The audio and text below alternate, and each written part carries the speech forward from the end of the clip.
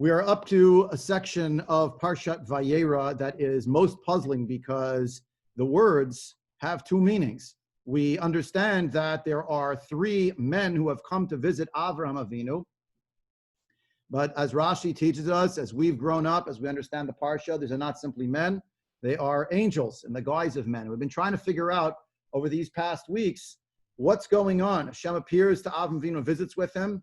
By the by, Chazal learned from this the model of emulating God in terms of visiting the sick. Vayera Elav Hashem, the beginning of the Parsha, that's the model for Bikur Cholim. This is a Beferish Gemara, an explicit Gemara, Masachet Sota, that a person should follow after Hashem, Achar Hashem Elokeichem Telechu, follow after Hashem your God. And the Gemara asks rhetorically, how can you follow after God? He's a consuming fire, and he's not physical. How is that going to work?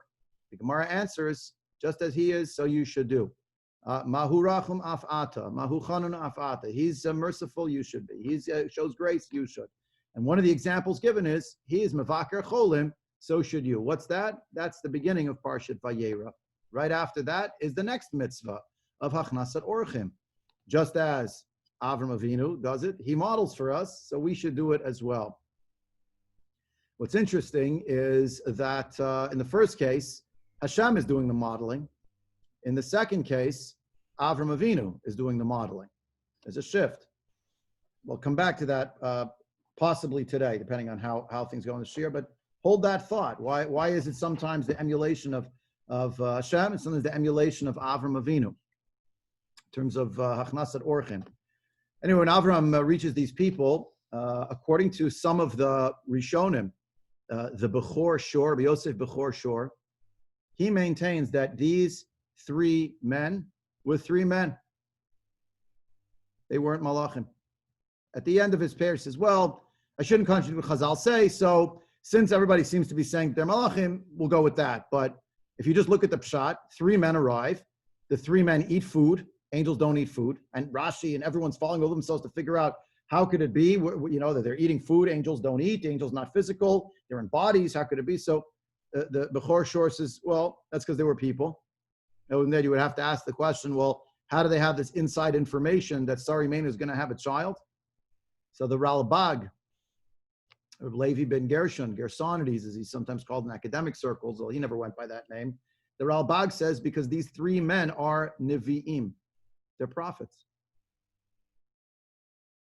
And if you keep going in the Parsha, very soon, when two out of the three of them will arrive in Sdom, then it calls them Malachim. So the Ralbag says, if you look at certain places in the Navi, you'll find that, let's say, in the book of Chagai, Vayomer Chagai Malach Hashem. Chagai, one of the last three prophets, Chagai, Zechariah, and Malachi, the last three books of the prophets in the Torah, actually describes Chagai as an angel of God. So it could be, these are emissaries. The word malach means an emissary. Remember from last year, we'll come back to it this year. Vayishlach Yaakov malachim el Esav achiv. Yaakov will send emissaries to his brother Esav. So Rashi there will tell us those are malachim. They're angels, mamash, malachim mamash, angels of God. Why? When we come back to it, we learned it last year. We actually studied that exact sugya, I believe, in the Shir. So we'll come back to it. But the pshat is, he had people who worked with him. You, and you. Come. Go find my brother. Makes sense. It's unclear. And on one level, you say, well, why does it have to be so unclear? Let me just say what you mean. But on another level, look at the layers of depth of the different ways that you can understand the story, which help us to see it in a different light each time.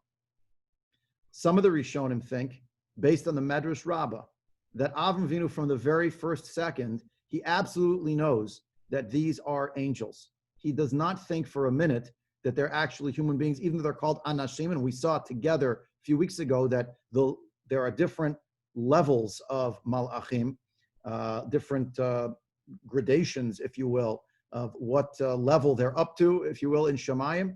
The lowest level are called ishim, go by the name ish, like man. They're not human beings, but they are on the spectrum, if you will. We're familiar in our world with spectrums. There's a color spectrum, energy spectrum, really the same thing. There's there's a range of something. So we have a range. There's a range of malachim. And the lowest level, the one that's most visible to people, closest on the spectrum, that's called Ishim, or in this case, Anashim. So the Medrash actually says that Avram Avinu was basically what God was telling him at the very beginning of the Parsha, was appearing to him, that Avram was hearing from Hashem, whatever he was hearing, it's not clear. And he's sitting at the edge of the tent. And then look at the words, Vayisa einav vayar v'hinei shlosha anashim nitzavim alav. Literally, these words mean, he lifted up his eyes and he saw, and behold, there are 3 men that are above him. If you flip in the, Shelly, give me 1 minute. I saw you wrote something about it. I didn't even get to read it yet. If you look in the Chumash at the beginning of Parshat Vayetze, so flipped up chapter 28 in Sefer Breisheet, and what do you see right at the beginning? I mentioned this just at the end of I think it was last year. So just to finish it up, chapter 28. Look at verse 13, or 12 and 13. Again, Breisheet, Perek Chavchet, Pasuk Yud Bet Yud Gimel. Vayachalom v'hinei sulam mutzav artzav v'roshom giya shamayim v'hinei malachei Elokim olim v'yordim bo. There's a ladder with angels going up and down. V'hinei Hashem nitzav alav. And where is Hashem? Hashem is, it's unclear what the words mean. Is it God at the top of the ladder, or is Hashem on top of or hovering above Yaakov Avinu? It's the same word here. V'hinei shlosha anashim nitzavim alav, as opposed to the notion of them standing upon him. See, part of the problem is they're somehow upon him, but then look at the next words. Vayar, he sees them. Vayaretz likratam. Mipetach ha'ohel vayishtachu arza. He ran to go greet them. So are they there or they're at a distance? Where are they exactly? Right. So when it says that he lifted up his eyes, how far did he lift up his eyes? Was he not looking already straight ahead, scanning for guests? That's traditional understanding. That's why he's sitting at the edge of the tent. Hashem's visiting him, if you will. He's looking for the guests. So he lifted up his eyes. Could be idiomatic. That's the expression. He lifted up his eyes. Or he lifted up his eyes and he saw there were 3 malachim. The Medrash goes a little bit in this direction. Breishit Rabbah, the 48th chapter, actually says that. But another opinion right there by Rabbi Levi in the same Medrash says Avram Avinu did not know, and that would be the I guess that's exactly what Shali's asking. So why would Avraham leave God to welcome angels who don't even eat, and he's running to get them food? So Rabbi Levi in the Medrash says, no. The 3 men looked like 3 different types of Arabs, 3 different types of Arabian tribes, and that the 3 of them were walking together. And that's why he got up, he's making them food. Why are they eating food if they're really malachim? By the Hasidim, by the way, which is a very nice idea. It's Hasidish. I'm saying that straight away. By the Hasidim, they say, these were angels, and angels don't eat. But if you go to the house of the greatest tzaddik of the whole world, even malachim want to eat his food. It's so blessed, and he's going to serve it. They want to eat there. It's a sweet idea, yeah? Okay, so next time you have guests, you could say, you my guests, you're like angels. You probably don't even eat, but in my house, I'm so happy to have you, and you're so happy to be with me, so now we're eating together. Okay, Karen, go ahead. I think you covered this last week when we were talking, how that first sentence, it's not a before and after. Hashem may have visited Avraham in the form of these. Correct. We saw that was the Rashbam. The Rashbam, Rashi's grandson, said the first verse of this parsha is the title. Here is the title on the story. And here is when Hashem appeared to Avram Avinu. How did he appear to him? He came to him as 3 men. 3 angels dressed in the guise of men. Yeah? Understand? So the whole point here is that in some way there is an ambiguity as to whether Avram Avinu has welcomed what he thinks are people, what he knows to be malachim, whether that's the expression of a Kadosh Baruch Hu speaking with him, as Rashbam would have it, or if there is, as Rashi has it, like an interruption. And that all of that came down to, and that was the pasuk we stopped last time with pasuk Gimel. Vayomar, and he said, Avraham said, I have to read the whole pasuk because it's impossible to understand how to read it otherwise, because how do you read the next word? Lashon Chol, Lashon Kodesh, I have to vote. So if I read the whole pasuk, you could read it just as it's written, and you don't have to worry. Vayomar Adonai imna matzati chen be'einecha al na ta'avor me'al avdecha. And so he said, if I have found favor in your eyes, please do not pass by from your servant. For Rashi, he said to Hashem, for Rashi, there's two possibilities. And we learned this last time. I want to highlight this point because we've seen this 2 years over the last decade and plus. We've studied Rashi in depth. And to remind you, as I say each time, there's like 150, according to Nechama Leibowitz, there's 150 super commentaries on Rashi, which tells us that for all that Rashi looks so simple, so often, so basic, actually it's just the surface point of miles and miles of depth, to borrow the metaphor of breadth and depth, the great ocean that is the world of Chazal, the Yam Shel Talmud. Here, Rashi says you could read this word, Aleph Dal Nun Yod, Lashon Chol, Lashon Kodesh. Lashon Chol, as a mundane statement. He said, my master, he spoke to the one that was the highest among them. He wanted to speak to all three, so he said, my master is in the plural. If I found favor in your eyes, and he turned to the highest, most aristocratic among them, the one who was the highest level of, either height or prominence, and the one walking in the middle, he said to him, please, you don't leave, because if you don't leave, the other two will stay. The second view is, Davar Acher, this is Lashon Kodesh. Avraham interrupted his meeting with Hashem in order to greet guests. From here, the Chazal have this principle that it would be greater to receive guests than even to receive the divine presence. Others would argue, you could even say it as, no, the welcoming of the guests is a form of greeting the divine presence, right, itself. But Avram Avinu, according to Rashi in the second reading, he really is in the midst of having a revelation from Hashem, and his response to Hashem is, can we just call a timeout? I got to take care of these people. So the question is fairly asked against Rashi. Why is that here? That should have been before he got up and he ran to them. Verse 2 says he ran to them. Verse 3 says he's got back to Hashem. So the defenders of Rashi, just say, no. It just means that it happened before, and that's how it speaks. In fact, Rashi himself says that. Right? Hamira kodem lachein haita. This is what happened before. But just telling you now, how could it be that he ran away from Hashem? He actually said to Hashem, hold on a second. But we wouldn't understand why Hashem is being asked by Avram to wait unless first we got the information that there was a stimulus. He saw the three men on the horizon. He ran to go get them. Follow? So it's not that it's in backwards order. It's because you need that other piece of information to understand why he would have said that to Hashem. That's Rashi's second view. What we've seen many times is that whenever Rashi reaches for the notion of a davar acher, he doesn't vote, it's one direction or another, because you could see it this way or you could see it that way. Typically, there is some inherent weakness, essentially, in each of the commentaries. I think here is a great example of where there's a weakness in each of the commentaries. In other words, neither answer is fully satisfactory. The other answer will compensate for it.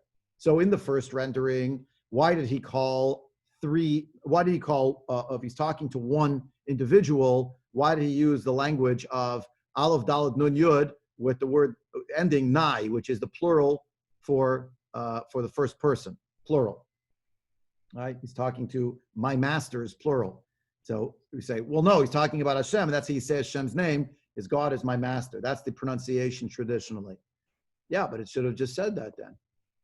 And why is it written in a way that's confusing? So the answer is no. So it's true. Really, he wasn't talking to Hashem. He was talking to three men. So he said, my masters. He treated them with respect. Yeah, but if that's true, that's how he spoke to them, then how could it be that he switched to the single tense in the middle of the sentence? Al na ta'avor instead of al na ta'avoru, etc.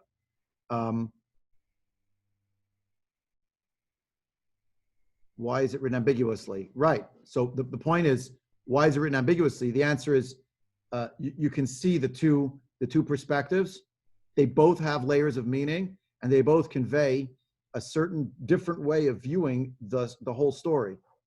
In other words, it contributes to its malleability as a story to be able to see the different perspectives. within it, right? And there's much more richness than in it, in terms of understanding, oh, what's going on over here? What's the flow of the story? Now, the Hamek Davar and the Malbim both lived in the 19th century. They actually seize upon this ambiguity. And I think this is really a theme that runs through the thinking of their Parshanut, and also I would say of their historical moment, risk of historicizing, but it's interesting, they both said along the same lines. The Hamek Davar says that actually the way Avram Avinu is speaking here is he's speaking both to the angels and he's talking to Hashem at exactly the same time. It's not that you have to choose, it's either one or the other, it's both. It's kefel mashma'iyot. That when Avram Avinu is speaking to the angels, he knows he's in the presence of Hashem. So he used one sentence, but one sentence that could equally apply to them on the lateral plane, quote unquote. I mean, some lateral plane if they're malachim, yeah? And also apply to HaKadosh Baruch Hu. The Malbim says a little bit differently. He says that when you have people who are on a very, very high level, when they speak with even kings on the lateral plane, they can have a kavanah l'shem shamayim. The best example of this is when Daniel, in Sefer Daniel, the famous Daniel from Daniel the Lion's Den, Daniel is talking to King Nebuchadnezzar. There are certain moments where his conversation with Nebuchadnezzar sounds like he's really talking to God. And in fact, some of the Farshim say, yeah, he's talking to Nebuchadnezzar, looking at him, but in his mind, he's actually addressing Hashem. Another example, Esther Hamalka in front of Achashverosh. They have this example as well. When Esther goes in to speak to Achashverosh, she calls him Hamelach, etc. But some of that language, some of the Mefarshim understand, means she was looking at him, but not that loud. She didn't really want from him. She was asking God, but she has to talk to this thing. So she talks to him. He's a manovel. She talks to him, but she's not really speaking to him. It's really a form of prayer. And the idea here is along those lines, says the Malbim. Avram Avinu is talking to the Malachim, but really he's talking to HaKadosh Baruch Hu. Okay. I think Ad Khan, in terms of parsing these three psukim, we spent a long time with them. Let's move on. He right away, in terms of the Hachnasat Orchim, just on the basic level, right? The most basic level, we see that Hachnasat Orchim is very practical, right? Whether he knows that they're angels, but he's treating them like guests anyway. So if that's the question, if he knows they're malachim, so what's he bothering? Yeah. But if you know the basic rule of how things function in the life of Avram Avinu, he understood that everything he was doing was being recorded. Or to say it in the Ramban's language, Maaseh Avot Siman Labanim. I don't know if Avram was conscious of it literally, that he was thinking, oh, someone's going to write this down, it's going to be for the future generations. But the idea that Avram is modeling through his actions. He's modeling first for the people in his household. Just look at the first words. Take a little bit of water, sit under the tree, relax. Now, if they're actually malachim and he knows they're malachim, so they have to relax, there's no relaxing over here. They have to relax for. Relax, take some time. Shelley points out, yes, a calf is going to have to be prepared. They're going to have to make the bread. It's going to take hours. He wants them to rest a little bit. Now, how long did it actually take? Not sure. But we'll see shortly. And well, let's keep reading. Pasuk Hey.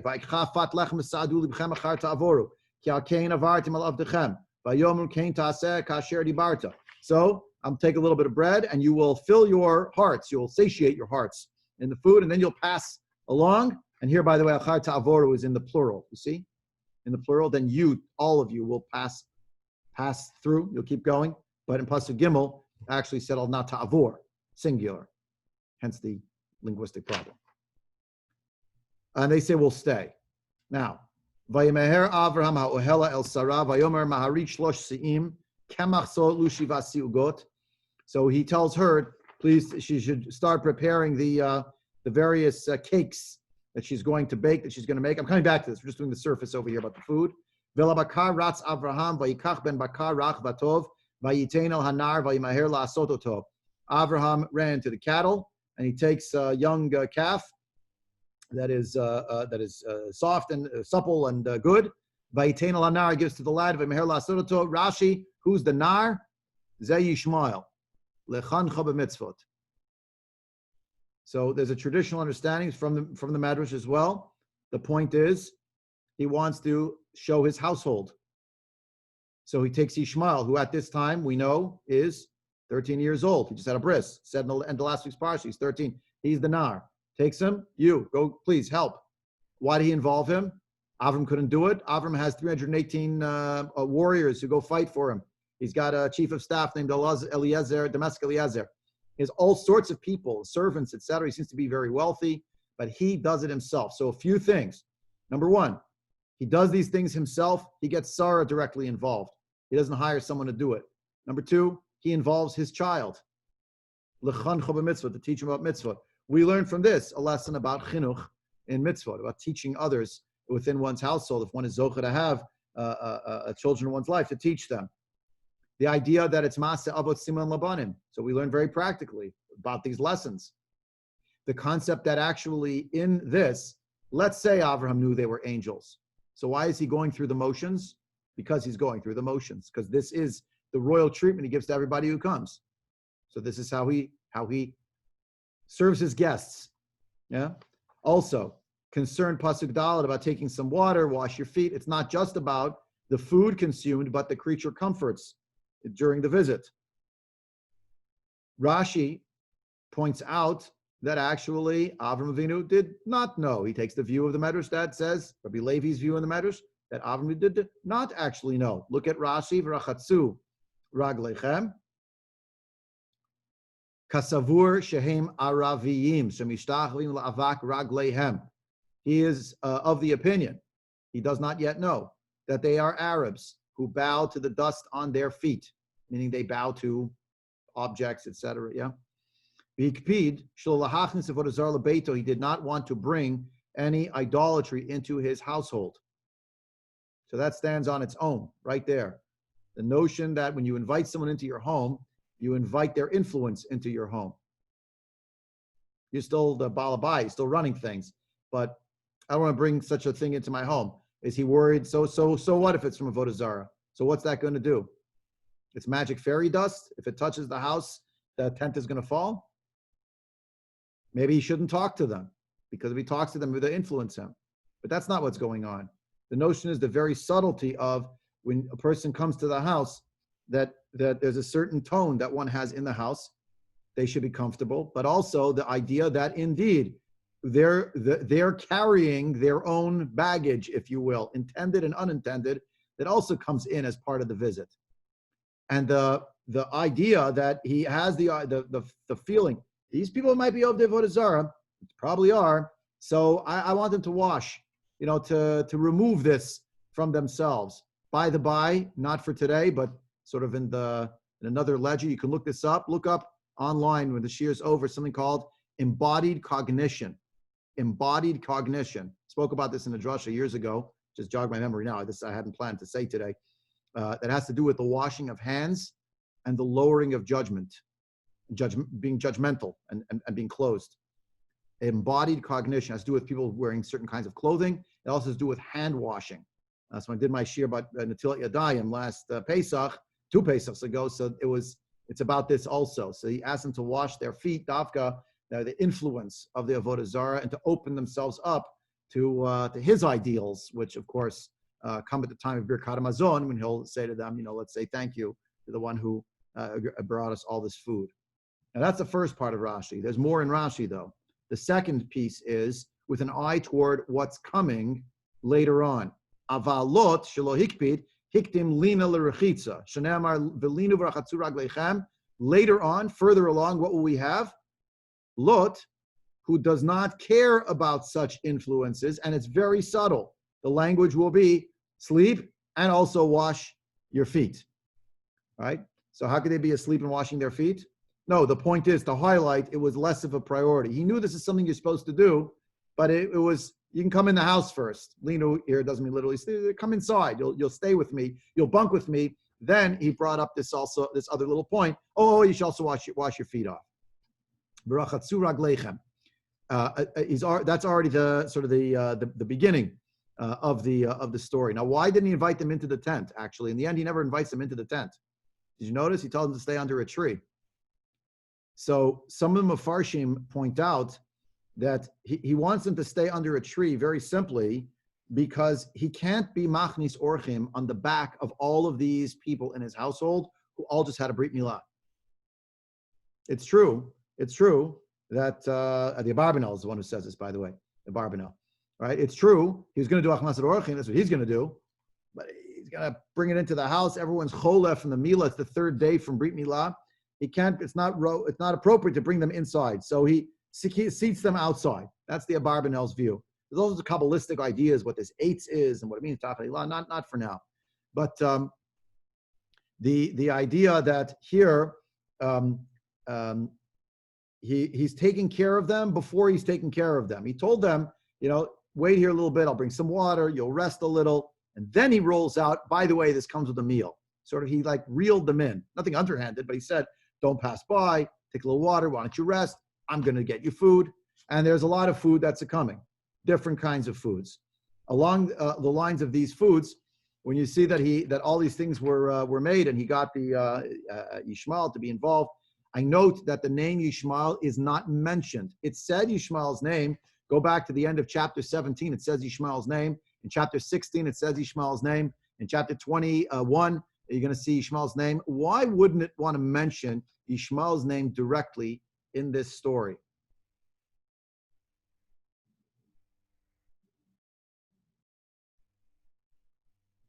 So one answer is, if you're very much into the world of pshat and you only see things on the surface level, it wasn't Yishmael. He had a nar, told the nar, please help me with this. Rashi says it was about chinuch. Yeah. And even though Avram is doing what he wants to do, he realizes that he has to delegate other parts. He wants other people to share in his mitzvah. It's a beautiful idea, which brings back the question. So mentioned in the nar is Yishmael. So it could be that ambiguity is whether it was Stam, he asked someone in the house to do it, or it's literally Yishmael. But it's also perhaps something else about what it would mean if Yishmael's name was printed in the Sefer Torah over here. What do you think? Karen, go ahead. Yeah, Rabbi, I'm just struck by this. What you're saying right now, it's juxtaposed with the prophecy about Sarah having a baby. Yeah. So I'm wondering, there has to be some connection why we're making this transition. I believe so. It's almost as if the notes about saying the name Yishmael it played super low. Right. Because there are times when he's in the story and the times when he's not in the story. There's another very well-known, famous example at the end of Parshat Vayera. I'm only bringing it up, even though we haven't studied the whole Parsha, because we just read it on Rosh Hashanah, where also the name Yishmael, Davka is not there. And Davka, it's there, but it's not there. Where's that? Remember? Shelley, what do you say? The Akedah. Exactly. When you open up at the Akedah, chapter 22, what do you find? That there's like a little sidebar. There's a sidebar in the story. Just mentions, by the way, that he happens to say to the two lads who are with him, you know what? You guys stick around over here, right? I brought the wrong chumash over here because today Pasuk, chapter 22, verse 5, right? Chapter 22, Pasuk Hey. Vayomer Avram el ne'arav, shvu lachem po im hachamor, bani varnar nelcha ad ko, mishtachave v'nashuva aleichem.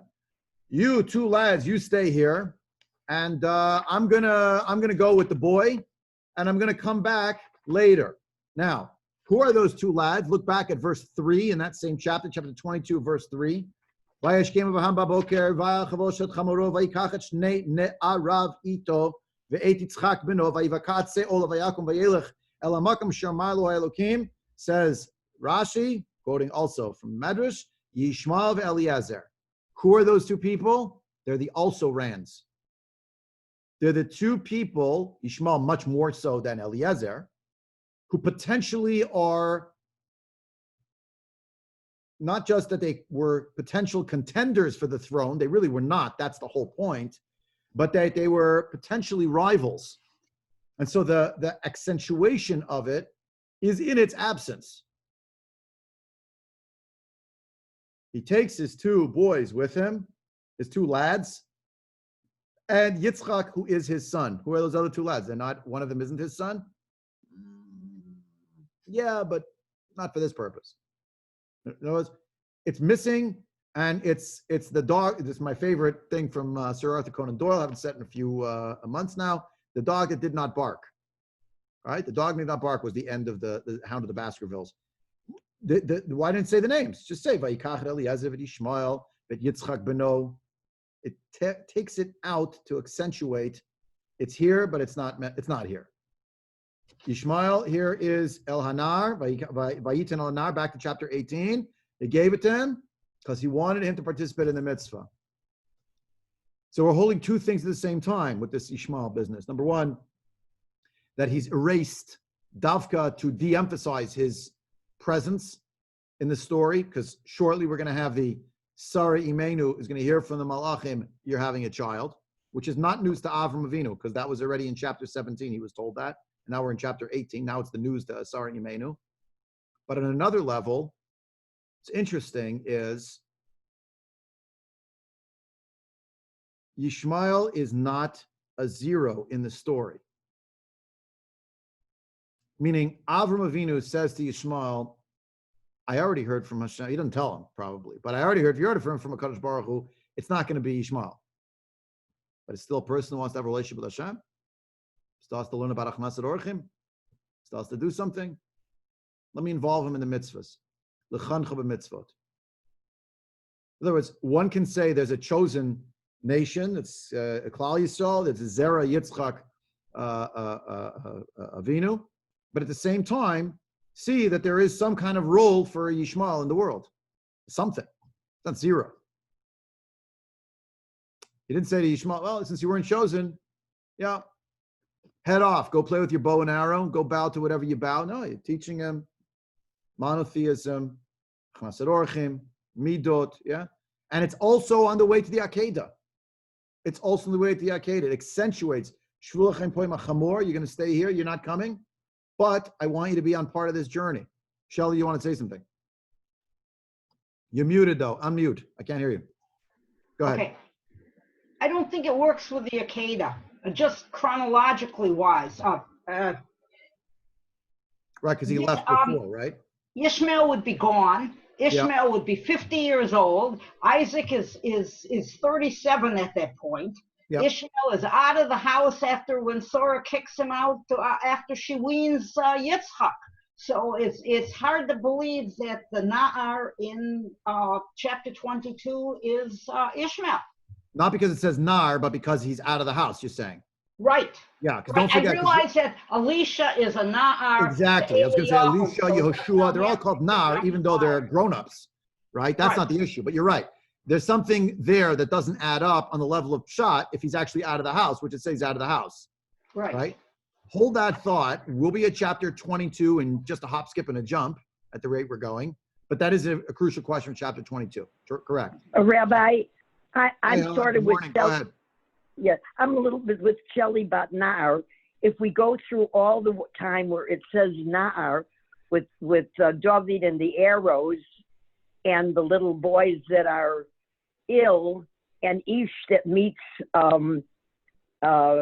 Yosef to his destiny, why is this Na'ar so specific when all the other Na'aranim are faithless?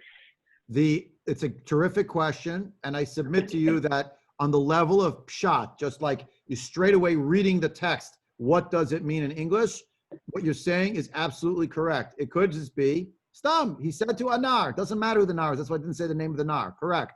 But I'm telling you that on another level, Chazal say, look, we have a received tradition, or it's some kind of creative interpretation. I prefer to understand it much more as received tradition in this case, because it's not really disputed as 5 different possibilities who the Nar is. Who's the Nar in Avram Avinu's life who he would want to involve in mitzvahs? The answer is Yishmael, his son, who we just said last Parsha, at the end of Parsha Lecha, right? Lu Yishmael yichel lefanecha. That Yishmael should dwell in front of you. Yeah.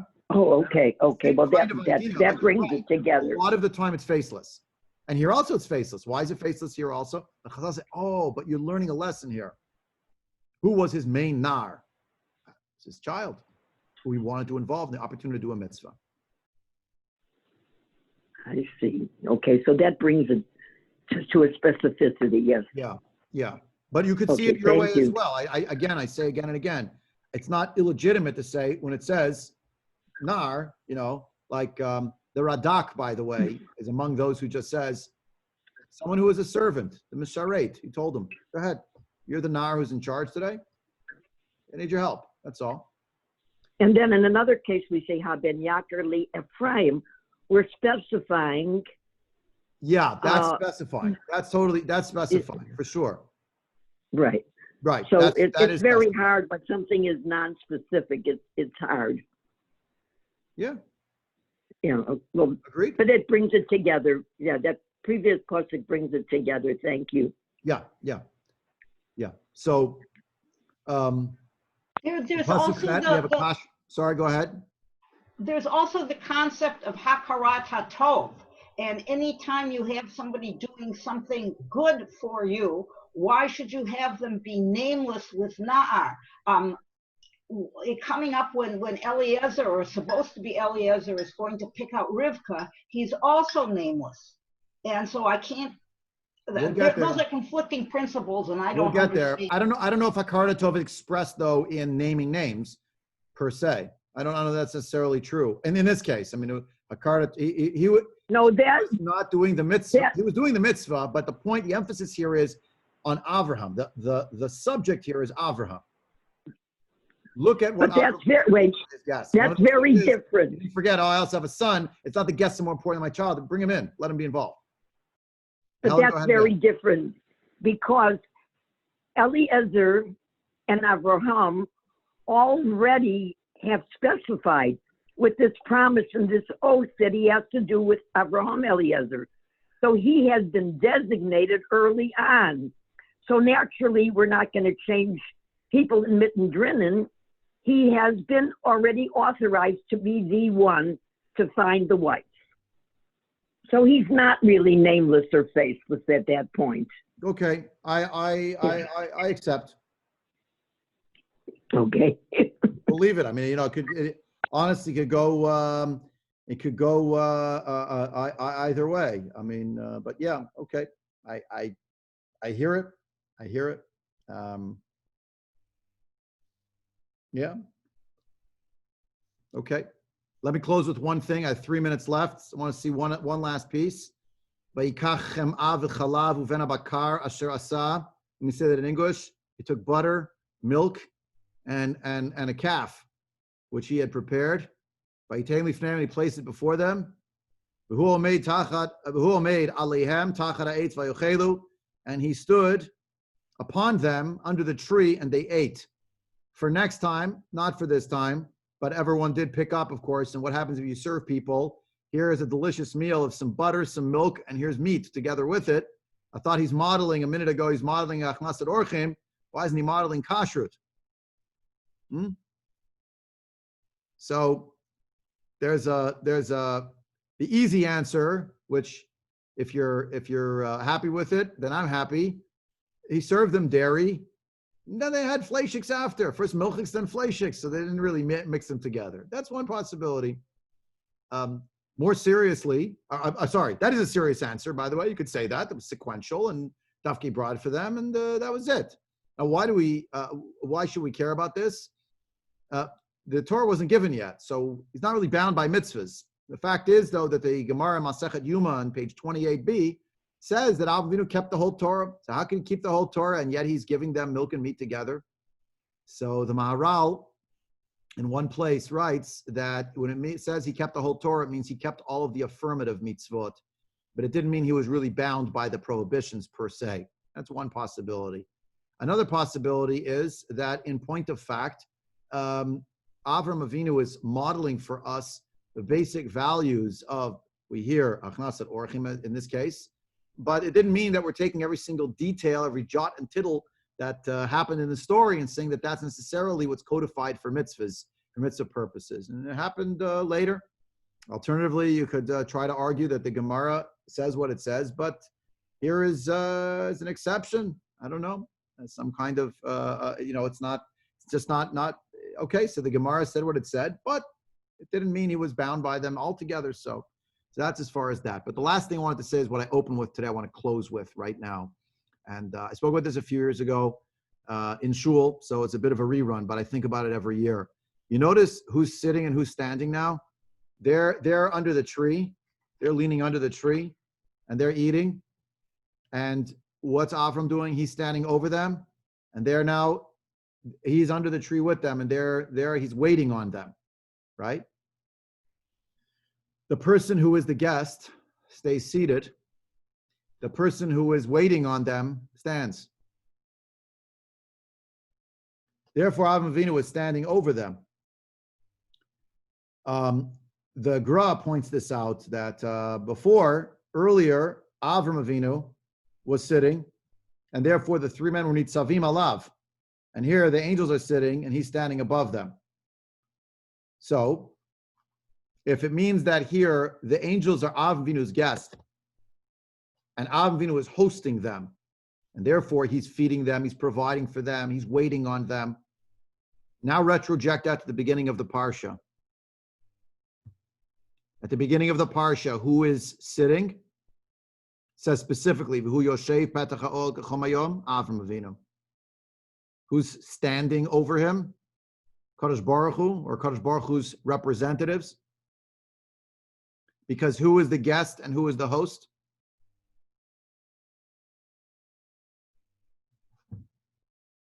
And it turns out that there's an element of hachnasat orchim, I believe, that's being modeled by HaKadosh Baruch Hu in the act of the Bikur Cholim at the beginning, which is, my dear beloved Avram Avinu, now you learn a new truth that you already knew, but now you have it in a new way. You're a guest in my world.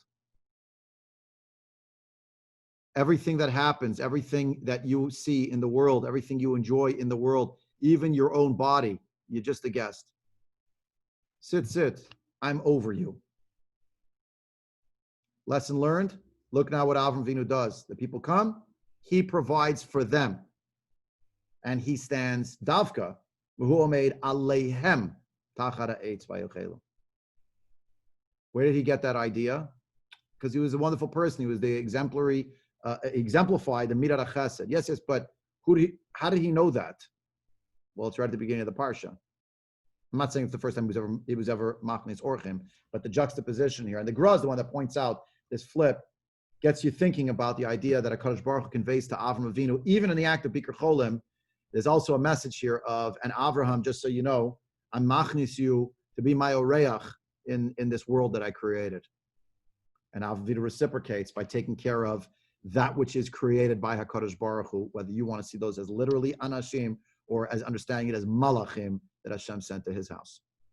So that's all we have time for today. And now you have some Divrei Torah also for Parshat Vayera, about Bikur Cholim, about Achnasat Orchim, about Chinuch, about use of language and holding it back, Nar or Yishmael, about the whole back and forth about who Avram is talking to, the Shita, the concept of the Davar Acher in Rashi, all of that we just covered in 45 minutes. So I don't know about you, my head is spinning, but I hope you can use some of it over Shabbos. And God willing, next Monday, in health and in happiness, B'shalom u'v'shalva k'derech b'nei Torah, with peace and tranquility in the way of people who are associated with the Torah. We'll pick up with Pasuk Tet of the actual conversation between the Malachim, Anashim, and Avraham and Sarah Imenu.